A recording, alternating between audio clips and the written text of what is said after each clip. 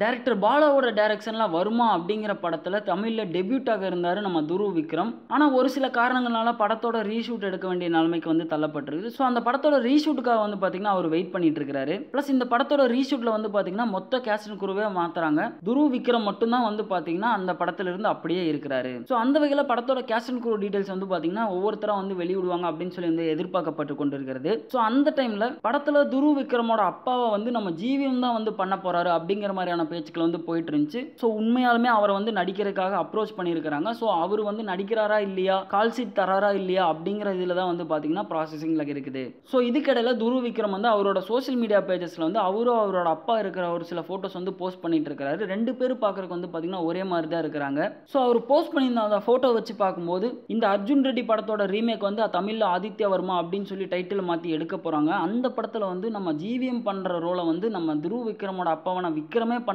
நல்லா இருக்குமே அப்படின்னு சொல்லி வந்து நம்மளுக்கு தோண வைக்குது. இது மட்டுமே இல்லாமல் இவங்க ரெண்டு பேரும் சேர்ந்து ஒரு படம் பண்ண போகிறதாகவும் வந்து ஒரு தகவல் வந்து வெளிவந்துட்டு இருக்குது. ஸோ அந்த இது வந்து பார்த்தீங்கன்னா கூடிய சீக்கிரமே வந்து அவங்க கிட்ட இருந்தே வந்து அஃபீஷியலாக ஒரு நியூஸாக வந்து வெளியே வரும். Hi, this is Niveda Petraj here. Please subscribe for We Talk Keys.